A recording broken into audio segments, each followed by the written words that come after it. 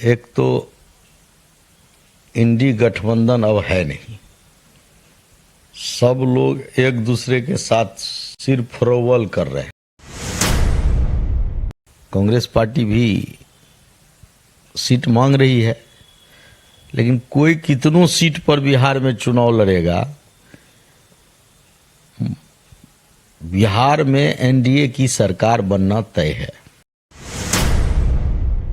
विधानसभा चुनाव होने, विधानसभा चुनाव से पहले महागठबंधन के अंदर जो है एक तरफ सीट शेयरिंग को लेकर खींचतान चल रही है। कांग्रेस जहां 100 सीट मांग रही है, तो वहीं दूसरी तरफ जो है मुकेश सहनी ने एक बड़ा दावा कर दिया कि बिहार में अगर महागठबंधन की सरकार बनती है तो हम डिप्टी सीएम होंगे। मेरे साथ बिहार सरकार के पूर्व मंत्री आलोक रंजन जी हैं और विधायक हैं, उनसे बात करेंगे। किस तरीके से देख रहे हैं? मुकेश सहनी अभी से ही डिमांड किए हुए हैं कि अगर बिहार में महागठबंधन की सरकार बनती है तो हम डिप्टी सीएम बनने जा रहे हैं।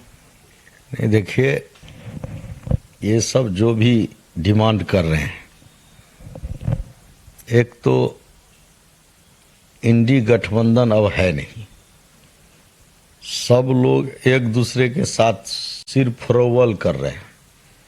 आपने देखा है कि लोकसभा चुनाव के बाद जिस प्रकार से इंडी गठबंधन के अंदर एक दूसरे पर आरोप प्रत्यारोप का दौर चल रहा है, इससे साफ स्पष्ट दिखाई पड़ रहा है कि किसी के अंदर भी एक दूसरे के प्रति सम्मान नहीं है। और वही नज़ारा आपको बिहार में भी दिखाई पड़ रहा है। कोई कहते हैं हम डिप्टी सीएम बनेंगे, कोई कहते हैं हमको इतना सीट चाहिए, हम ही जो है सो। लेकिन ये सब जो भी कर रहे हैं, हम समझते हैं बिहार में बेकार कर रहे हैं।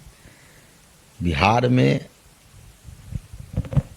महागठबंधन या इंडी गठबंधन का कोई भविष्य नहीं है।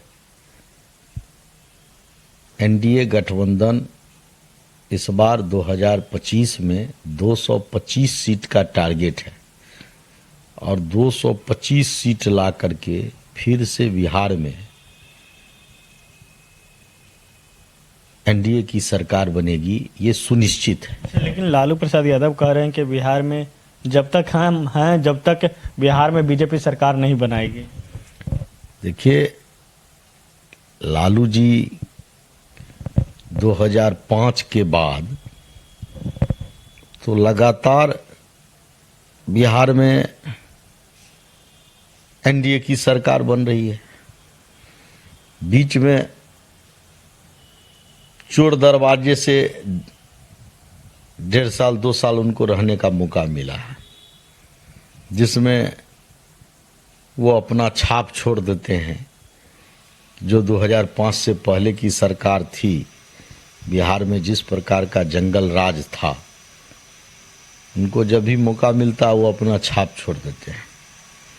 तो ये कहना कि जब तक हम हैं, तो अब बिहार की जनता समझ गई है और लालू जी को अब बिहार की जनता जान रही है कि लालू जी भ्रष्टाचार के प्रतीक हैं, लालू जी गुंडा राज के प्रतीक हैं, लालू जी अपहरण राज के प्रतीक हैं।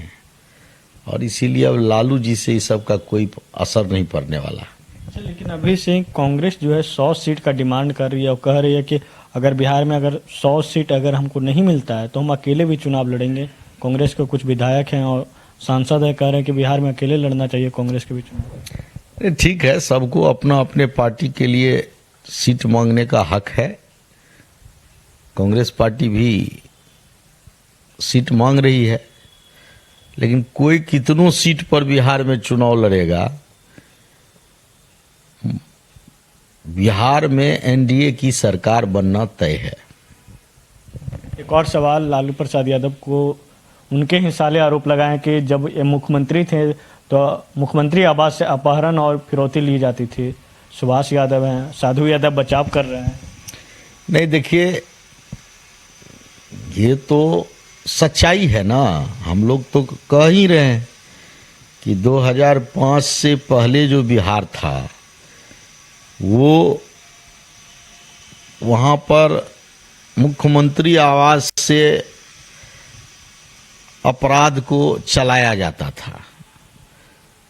तो एक प्रकार का ये पुष्टि, चूंकि ये लोग उस समय में थे वहाँ पर, और उस समय में जो अनुभव कर रहे थे उस अनुभव को आज शेयर किए हैं।